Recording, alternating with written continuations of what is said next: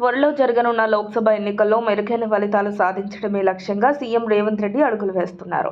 మొత్తం 17 స్థానాల్లో 15 స్థానాలు కైవసం చేసుకోవాలని ప్లాన్ చేస్తున్నారు.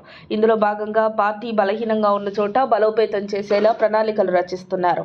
ఈ నేపథ్యంలోనే గ్రేటర్ హైదరాబాద్ పరిధిలో పెద్ద ఎత్తున చేరికలను ప్రోత్సహిస్తున్నారు. ఇటీవల జరిగిన అసెంబ్లీ ఎన్నికల్లో పలు జిల్లాల్లో కాంగ్రెస్ మెరుగైన ఫలితాలు సాధించింది. ముఖ్యంగా వరంగల్, ఖమ్మం, మహబూబ్ నగర్, నల్గొండ జిల్లాల్లో దాదాపు క్లీన్ స్వీప్ చేసేసింది. మరికొన్ని జిల్లాల్లోనూ మెజార్టీ స్థానాల్లో గెలిచింది. అయితే గ్రేటర్ పరిధిలో మాత్రం ఏమాత్రం ప్రభావం చూపలేకపోయింది. రంగారెడ్డి, మెదక్ జిల్లాల్లో కనీస స్థాయి సీట్లని పొందలేకపోయింది. పార్లమెంటు ఎన్నికల్లో గ్రేటర్ పరిధిలో 5 స్థానాలున్నాయి. హైదరాబాద్, సికింద్రాబాద్, మెదక్, చేవెళ్ల, మల్కాజ్గిరి స్థానాలు గ్రేటర్ పరిధిలో ఉన్నాయి.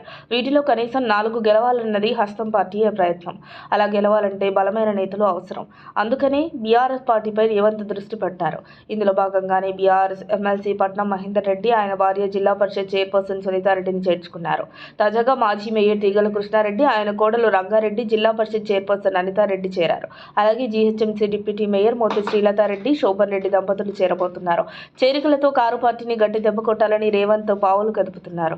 ఇక బీఆర్ఎస్ నుండి కాంగ్రెస్ లో చేరుతున్న చాలా మంది నేతలు కాంగ్రెస్ లో ఉన్నోళ్లే. కేసీఆర్ ముఖ్యమంత్రి అయిన తర్వాత చాలా మందిని తమ పార్టీలోకి లాగేసుకున్నారు. అప్పట్లో కాంగ్రెస్ నుండి బీఆర్ఎస్ లోకి వెళ్లిన వారు మళ్లీ కాంగ్రెస్ లోకి వచ్చేస్తున్నారు. గ్రేటర్ పరిధిలో ఎంత వీలైతే అంతమంది బీఆర్ఎస్ నేతలను హస్తంలోకి చేర్చుకోవాలన్నది రేవంత్ ఆలోచన. త్వరలోనే మరిన్ని చేరికలు ఉండొచ్చని తెలుస్తోంది. మరిన్ని అప్డేట్స్ కోసం మా కాయ్ టీవీని సబ్స్క్రైబ్ చేసుకోండి.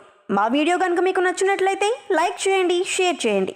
మీ విలువైన అభిప్రాయాలను కామెంట్ బాక్స్లో తెలియజేయండి.